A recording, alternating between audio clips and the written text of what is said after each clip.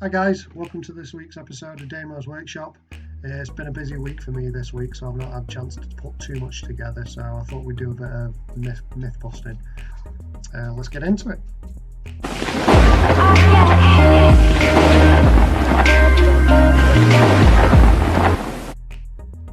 So guys, I thought we'd start this week with the biggest myth about lightning of all time. Lightning never strikes the same place twice.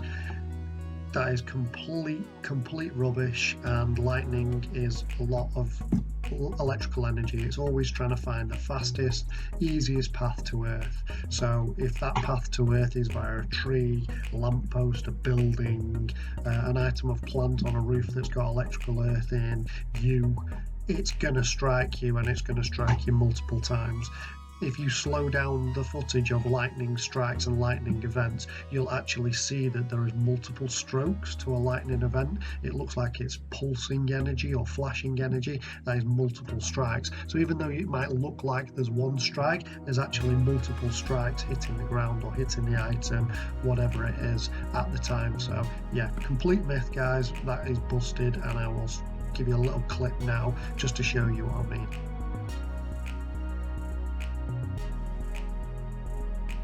Yeah, so if you enjoyed that video there, I tried to slow down the footage as much as I could, but you can see the energy pulsing. You can see there's multiple strokes to that one lightning event. So that's just to give you a bit of insight onto lightning definitely strikes more than once in the same place.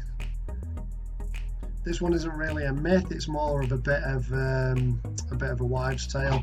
If you are in a field and you're caught in a lightning storm, you should get cover under a tree or lie down. No, absolutely not.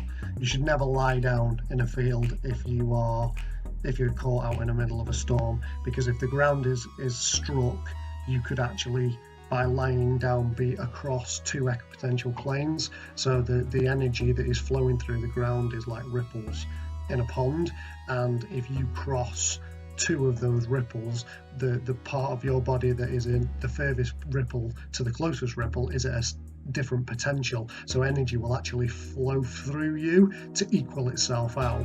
So I would never recommend lying down in a field.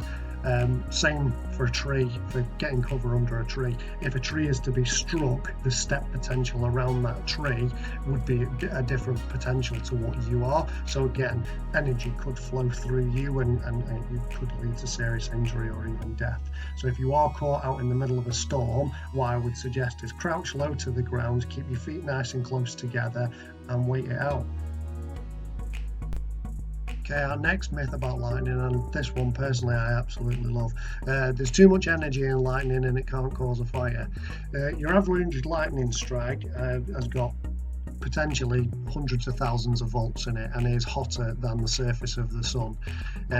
Generally speaking, the energy in lightning is very, very quick. It is extremely fast, but when you have dangerous sparking and arcing as a result of a lightning striking a building, a structure, entering electrical infrastructure, it's the arcing and that causes the sparks, and it's the massive energy causing things to spark and explode, which actually causes the fire. So lightning is extremely flammable and can cause quite detrimental fires.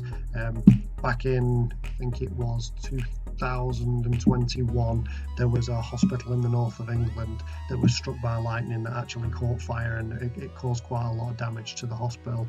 There's been multiple recordings of lightning causing fires across the whole globe. So yes, lightning can cause a fire. Okay, our next myth about lightning. So during the 1700s, it was actually believed that ringing of church bells actually repelled lightning. This is complete rubbish, and the last place you want to be in the middle of a lightning storm is at the top of a tower with a metal bell in it.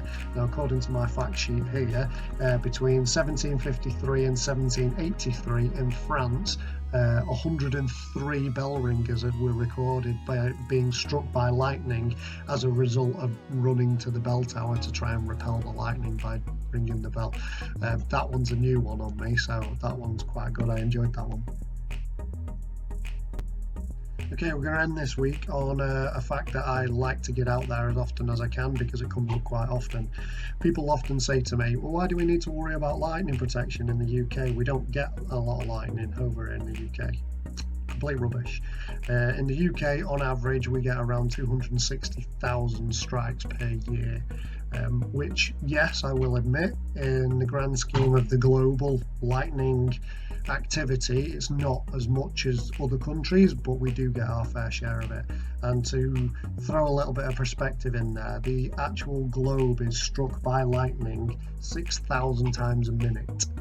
Which, if you think about that, that is a lot of lightning energy. It's a lot of lightning activity around the whole world. But yeah, the UK does get its fair share of lightning, so take lightning protection seriously, folks. Okay then, guys, I'm afraid that's all we've got time for this week.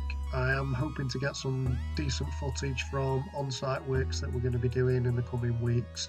Maybe show you some of the testing processes that we go through, some of the actual connections and working on live systems. So yeah, tune into the next episode and we'll get some decent footage for you. I hope you've enjoyed this one. I hope you've enjoyed busting some of these myths and learning some of these facts. Keep your comments coming in, subscribe to the YouTube page, give us a like, give us a share.